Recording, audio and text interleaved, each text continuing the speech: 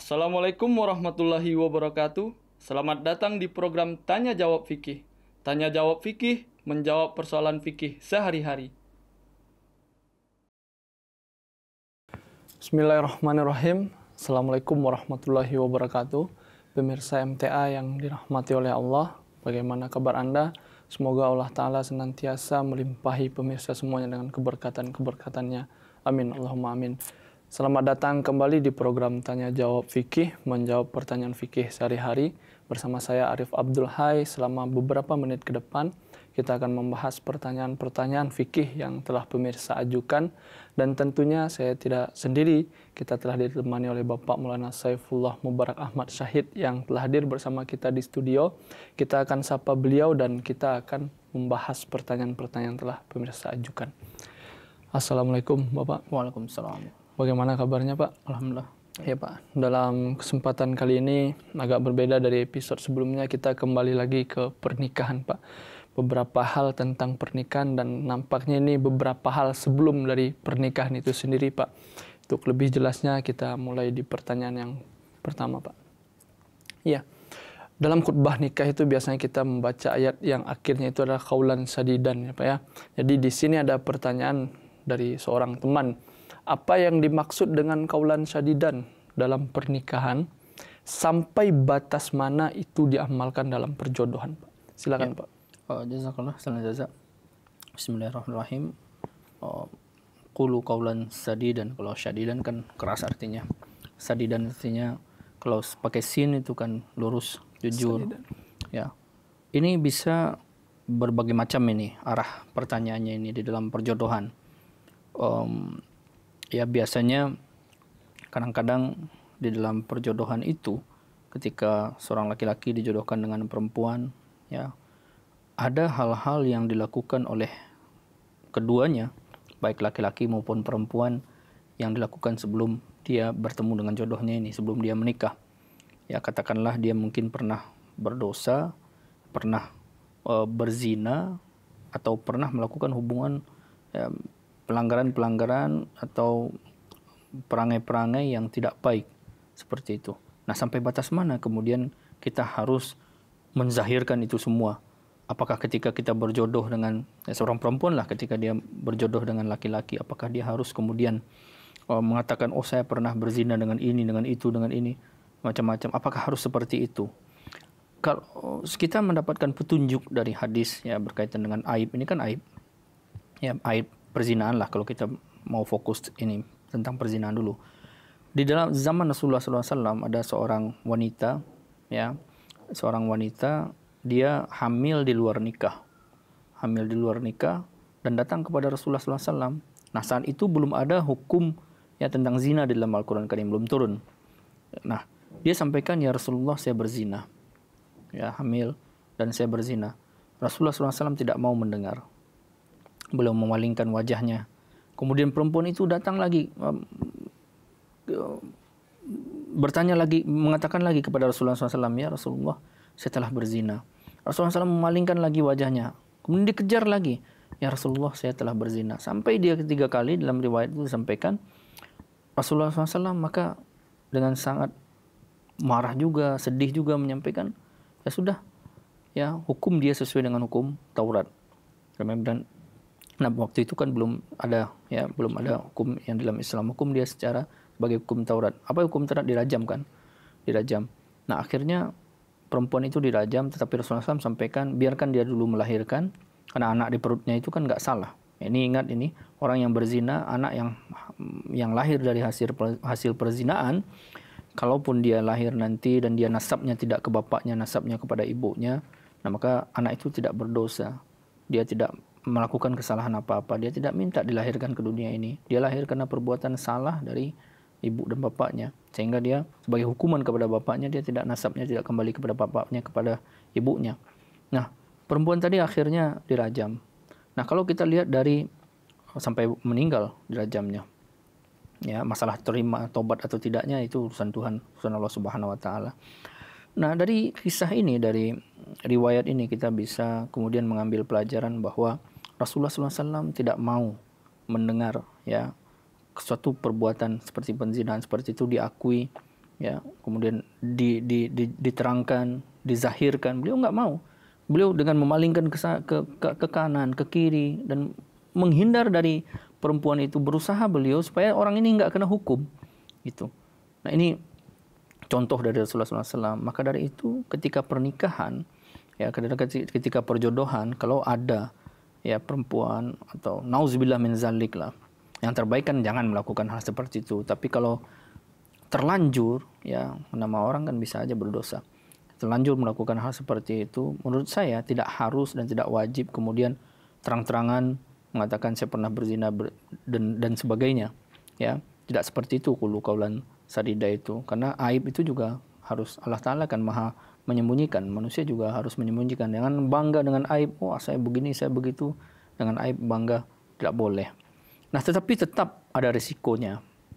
Ya, sebagai bentuk dari apa yang kita lakukan di masa lalu itu bisa aja ada risikonya. Misalnya ketika sudah menikah, si suami tahu bahwa ini perempuan ternyata pernah berzina. Atau si perempuan tahu nih ternyata si laki-laki pernah berzina dan sebagainya. Nah, bisa saja risikonya itu terjadi perceraian. Si laki-laki atau si perempuan bisa merasa tertipu. Kenapa ini nggak diberitahu sebelumnya? Kenapa tidak ini terbuka sebelumnya? Dia merasa tertipu dan dia punya hak kemudian untuk menceraikannya. Tetapi yang terbaik lagi menurut saya adalah kita harus memahami bahwa setiap manusia itu bisa melakukan kesalahan. Setiap manusia itu bisa melakukan kekhilafan. Ya. Nah, kalau kita ingin masa depan, ya, kalau kita ingin masa depan, maka kalau kita selalu melihat masa lalu, maka kita tidak akan menghargai masa depannya. Kita tidak akan berharap nanti masa depannya. Tetapi kalau kita ingin masa depan, ya, maka kita harus belajar memaafkan masa lalu seseorang. Ya. Nah, ini yang kita lihat di zaman Rasulullah SAW juga. Para sahabat Rasulullah SAW itu, ya, sebelum Islam itu mereka di zaman jahiliyah itu, wah, sangat luar biasa. Ya, di zaman jahiliyah itu orang yang paling banyak mabuk dan orang yang paling banyak berzina adalah orang yang paling mulia. Orang yang paling dibangga-banggakan, wah, saya sudah berzina sekian kali, saya sudah mabuk sekian kali. Nah, itu paling mulia, begitu. Nah, kemudian dia masuk Islam. Kalau Rasulullah SAW melihat, yang menghakimi dia sesuai dengan masa lalunya, maka orang-orang seperti itu tidak akan ada masa depannya. Hazrat Umar radhiyallahu anhu sebagai contoh nyata buat kita. Ya, beliau bagaimana sebelum masa jahiliyah. Ya, bahkan ya beliau sampaikan pernah mengubur anak, ya, perempuan hidup-hidup itu. Nah, kalau kita melihat itu, maka Hazrat Umar tidak akan menjadi Hazrat Umar yang kita kenal. Nah, maka dari itu, kalau kita berbicara tentang ini, tentang aib-aib seperti ini, aib-aib yang dilakukan di masa lalu, nah, ini tidak harus kemudian diutarakan, tidak harus kemudian dizahirkan, tetapi tetap seperti yang saya sampaikan tadi ada risiko, dan risiko itu setiap orang punya hak ketika dia merasa ditipu, ketika dia merasa dibohongi, maka dia bisa saja kemudian menceraikan. Tetapi yang lebih baik adalah memahami bahwa oh iya, setiap orang mempunyai masa lalu. Dan kadang-kadang masa lalu itu tidak harus diceritakan, ya. Masa lalu itu tidak harus diumbar, masa lalu itu kemudian tidak harus dizahirkan. Nah, nanti toh kemudian masa lalu itu diketahui dengan sendirinya oleh suami atau istrinya, maka yang terbaik adalah kedua-duanya karena menikah demi Allah Subhanahu wa taala. Berikan tarbiyat yang baik kepada istri atau kepada suami yang pernah melakukan itu, berikan maaf, pintu maaf yang terbaik. Maka kemudian manusia bisa suci kembali. Allah Subhanahu wa taala aja Maha Pengampun, masa manusia tidak mau mengampuni? Apalagi dosa itu dilakukan masa lalu. Kecuali dosa itu dilakukan terus-menerus, diingat-ingat terus. Ya kan? Apalagi dipanas-panasi suaminya. Misalnya saya pernah melakukan ini, melakukan itu, ya, dan sebagainya. Nah, ini baru menjadi hal lain. Tetapi kalau dia betul-betul sudah bertobat, walaupun dia pernah melakukan hal yang katakanlah laknat di masa lalu, ya, maka cukup dengan memaafkannya. Tapi ada satu hal lagi, qulu qaulan sadida, kalau kita kaitkan dengan pernikahan, perjodohan, ada misalnya perempuan yang punya penyakit menahun, atau sebaliknya laki-laki yang memiliki penyakit menahun, atau yang sehingga kalau dia menikah ini kemudian tidak bisa melayani suami atau melayani istrinya sesuai secara biologis, misalnya sakit dia menahun, ya kan, ada penyakit-penyakit yang kemudian suami istri itu tidak bisa saling melayani satu sama lain, ya. atau dia memiliki penyakit yang sifatnya menular, HIV AIDS misalnya, penyakit-penyakit yang menular, penyakit yang bahaya seperti itu. Nah, di dalam fikih kita, kalau misalnya itu tidak diutarakan dan kemudian ketika pernikahan sudah terjadi dan suami tahu atau istri tahu bahwa si laki-laki atau si perempuan ini memiliki penyakit seperti ini dan itu tidak diutarakan sebelum pernikahan, maka si kedua mempelai ini bisa membawa ke qadhi, ke dewan qadha, ya, kalau di jemaat ada dewan qadha, ya, bawa ke situ dan nikahnya difasakh, nikahnya dibatalkan. Gitu. Nah, ini dua hal yang berbeda, ya. Kalau tadi dosa-dosa yang dilakukan di masa lalu itu, yaitu maka cukup dengan memaafkan, tidak perlu selalu dizahirkan, ya, karena setiap orang mempunyai dosa, setiap orang punya masa lalu, maka kalau ingin kita masa depan jangan terlalu melihat ke masa lalu, ya. Nah, tetapi kalau di masa sekarang dilakukan, artinya penyakit-penyakit yang tadi itu, ya, maka yang terbaik adalah sampaikan. Kalau memang bisa menerima dengan keadaan sakit seperti ini, ya, maka silahkan. Tapi kalau tidak, ya berarti tidak berjodoh, begitu. Karena ada konsekuensinya, fasakh nikah seperti itu. Ya Pak, ke pertanyaan selanjutnya Pak. Ini mungkin sudah terjawab mungkin ya Pak. Sejauh mana keterbukaan antara suami dan istri dalam rumah tangga Pak? Ya, kalau tadi berbicara tentang pranikah, ya, sekarang di dalam nikah, suami dan istri harus betul-betul terbuka di dalam rumah tangga. Karena kedua-duanya kan pakaian bagi satu sama lain. Ya, laki-laki libasul lakum, ya, hunna libasul lakum wa antum libasul lahunna, ya. Mereka itu adalah pakaianmu dan kamu juga pakaiannya, saling menutupi, tapi menutupi untuk orang lain. Nah, suami istri, apalagi di zaman sekarang, ya, HP suami, kadang-kadang istri nggak tahu pula password HP suami, atau suami nggak tahu password HP istri. Nah, ini kan bisa saja menimbulkan kecurigaan, ya. Nggak ada privasi antara suami dan istri, tidak ada privasi. Ya, mereka kalau ketika sudah menikah itu bagaikan satu wujud yang sudah bersatu di dalam tali pernikahan, sehingga tidak ada privasi masing-masing lagi. Ya, wah, ini mas privasi saya nih, kata istri. Kata suami juga, ini privasi saya. Kalau begitu ngapain nikah? Ya, pisah-pisah aja hidup. Ya, nggak usah nikah. Itu ketika sudah menikah maka harus saling terbuka satu sama lain. Ya, Pak. Selanjutnya Pak, ke teknis ini ya Pak, ya. Ini sering ditanyakan Pak pada saya juga, bolehkah menggunakan gaun dalam pernikahan Pak? Ya, boleh saja, nggak masalah menggunakan apapun di dalam pernikahan. Ya, asalkan sopan, ya, asalkan kemudian tidak melanggar asas-asas pardah, ya. Tetapi yang harus kita ingat adalah petunjuk, ya, di dalam jemaah, terutama Hazrat Khalifah Masih As-Tsani itu tahrik jadid, ya kan, kesederhanaan, ya. Kalau memakai gaun, ya kan, di suatu tempat itu kan standar kecantikan itu kan beda-beda. Ada yang memakai cukup segini, ada yang panjang dan sebagainya. Ya, menurut saya pribadi tidak ada sih sebetulnya saya temukan kemudian larangannya dalam jemaat juga memakai gaun yang panjang sampai menyapu-nyapu lantai. Tetapi ada di hadis, ya, di hadis kalau, ya, Rasulullah SAW sampaikan kan, masuk neraka itu kalau pakai pakaian yang menyapu-nyapu lantai. Karena dulu di sana karena kesombongan kan, ya, karena kesombongan, karena di waktu itu pakaian mah susah, ya, itu jangankan untuk menyapu-nyapu lantai, untuk menutup tubuh seluruhnya itu dia susah di zaman itu, ya. Nah, di zaman sekarang kalau kita mau mengamalkan itu, ya, kalau asasnya bukan kesombongan, bukan apa, maka menurut saya belum ada saya menemukan larangan. Tetapi sebagai kita Ahmadi, maka kesederhanaan, simple, ya, lebih baik, ya, lebih baik dibandingkan kita mengikuti orang-orang yang, ya kan, kalau itu kan dari barat biasanya yang memakai gaun yang sampai ada yang megangin, yang 5 orang 4 orang yang megangin gaunnya doang, ya. Nah, ini kan tidak etis, ya, di dalam Islam menurut saya tidak etis, ya. Kita tidak dicontohkan seperti itu, ya. Tetapi kalau kemudian kita ekstrim menganggap itu haram dan sebagainya juga tidak bisa, karena, ya, zaman berkembang, fashion dan sebagainya. Mungkin menurut orang, ya, dia acara pernikahan dia yang memang private sebetulnya. Mau dia mau ngapain, ya kan? Kalau di perempuan ya, dia di perempuan dia ada batas-batas pardahnya. Kalau dia di laki-laki ada batas pardahnya. Nah, ketika sudah selesai acara dengan yang tamu yang tidak keluarga atau tidak dianggap keluarga ya enggak masalah begitu.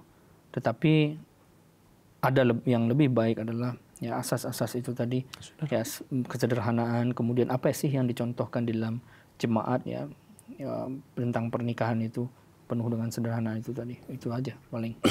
Iya, Pak. Selanjutnya, Pak, ini mungkin lebih ke poligami ya, Pak ya. Tentang poligami, bolehkah menikah kedua tanpa memberitahu istri pertama, Pak? Ya. Kalau di hukum negara sekarang bukan hanya memberitahu tapi harus ada izin. Ya, harus ada izin dari istri pertama. Nah, hukum syariat tidak ada izin dari istri pertama, memberitahu harus. Ya. Nah, bagaimana kalau kita tinggal di Indonesia? Ya, kita kan tadi seperti yang saya sampaikan, kita harus ikut negara kan. Berarti kita harus ada izin istri pertama. Itu kalau kita mau ikut negara. Tetapi kalau kita poligami atau menikah yang kedua itu ya sembunyi-sembunyi, kita pernah bahas sebelumnya bahwa akad nikah itu harus diumumkan, tidak boleh sembunyi-sembunyi. Ya, bahkan di dalam hadis Rasulullah SAW menyampaikan bahwa perempuan yang menikah dengan sembunyi-sembunyi adalah perempuan yang tidak benar, bukan perempuan yang baik-baik. Ya, kayak Hazrat Fatul Masih Al-Khamis juga menyampaikan, janganlah si perempuan menzalimi perempuan yang lain dengan menikahi suami orang secara sembunyi-sembunyi. Memang tidak ada dalam syariat, tidak mengajarkan kita untuk ya harus meminta izin daripada istri yang pertama, tetapi sebagai suami harus memberitahu pada istri yang pertama. Jangan sembunyi-sembunyi, tiba-tiba ada 2, ada 3, ada 4. Ya kan, nah itu la nikah illa bil bayyinah. Dalam hadis itu tidak ada nikah, ya tidak sah, tidak boleh menikah pernikahan tanpa bayyinah, tanpa ada terang-terangan gitu. Jangan sembunyi-sembunyi. Ya, Islam sangat bertentangan dengan itu, Jemaat Ahmadiyah sangat bertentangan dengan itu. Tidak boleh menikah, baik menikah yang pertama, yang kedua, yang ketiga, yang keempat, itu tidak boleh sembunyi-sembunyi. Harus bayyinah, harus terang. Iya. Jadi memang sesuai hukum negara kita di Indonesia memang harus ada izin. Ya, sekarang ada seperti itu, tetapi hukum syariat cukup memberitahu istri. Memberitahu istri. Ya, Pak. Pertanyaan selanjutnya, Pak, bolehkah ini ada beberapa di daerah di Indonesia yang ada tradisi lamaran yang menjadi sebuah ya tradisi yang besar lah begitu ya, Pak ya. Jadi ada pertanyaan di sini, bolehkah membawa hantaran biasanya berupa hadiah begitu saat lamaran, mungkin dari salah satu pihak, biasanya laki-laki yang membawa ini atau pihak perempuan juga mungkin. Lalu bolehkah mendokumentasikan ketika pasang cincin gitu, Pak, saat lamaran, artinya sebelum menikah, Pak? Iya. Untuk hantaran ini bisa boleh, bisa tidak. Kapan kita dikatakan boleh? Ya ketika hantaran itu betul pure adalah hadiah. Saling hadiah menghadiahi dalam hadis sampaikan akan menambah rasa kasih sayang, rasa cinta dan silaturahmi. Itu silahkan saja. Ya. Tetapi yang kemudian menjadi tidak boleh dilembagakan, artinya dibikin adat, ya diarak, dibawa misalnya kalau di Minang tuh di Sumatera Barat saya lihat dibawa ya kan, hantaran itu orang pergi banyak hantarannya itu sehingga untuk dilihat orang lain dan sebagainya, ini yang nggak boleh ya, karena ini yang muncul nanti bid'ah yang lain ya. Tetapi kalau hanya membawa hantaran ya berupa, kalau mau kasih hadiah ya kan, mau calon menantunya senang dia mau dikasih hadiah, hantarannya kunci rumah misalnya ya nggak masalah, kunci mobil dikasih misalnya ya nggak masalah, itu kan hadiah, mau apapun yang dikasih hadiah atas nama hadiah nggak apa-apa. Tetapi ketika sudah ada unsur-unsur rianya, ya unsur-unsur ria biar orang lain banyak tahu dan ngelihat dan sebagainya, itu sudah tidak boleh seperti itu ya. Nah, apa tadi pertanyaan yang selanjutnya tadi? Iya, Pak, ini masih dalam lamaran, Pak, pasang cincin biasanya difoto begitu, Pak. 2 orang pasangan yang belum menikah bolehkah difoto? Sebaiknya dihindari, sebaiknya tidak dilakukan, karena kalau masih lamaran apalagi atau masih mangni itu tunangan, masih tunangan, yaitu belum muhrim, ya belum boleh begitu, masih gair muhrim kan nggak boleh. Jadi janganlah dilakukan seperti itu, tidak boleh, karena masih belum sah menjadi suami istri. Ya kalau mengasih cincinnya nggak masalah, kasih cincin itu kan hadiah seperti yang tadi juga, ngasih cincin, si laki-laki ngasih cincin, ya si perempuan juga boleh ngasih cincin perak, tapi ya nggak boleh pakai cincin emas. Itu karena hadiah nggak masalah. Ke pertanyaan selanjutnya, pertanyaan terakhir Pak. Bolehkah menghias rumah dengan mewah ketika akan mengadakan prosesi lamaran Pak? Ya, Hazrat Khalifatul Masih As-Tsani, kalau di sini kan khidbah atau lamaran. Kalau di India itu biasa ada mehendi, ada acara macam-macam. Nah, di situ Huzur Hazrat Khalifatul Masih Al-Khamis menyampaikan ya melarang untuk melakukan hal-hal yang banyak menghambur-hamburkan uang.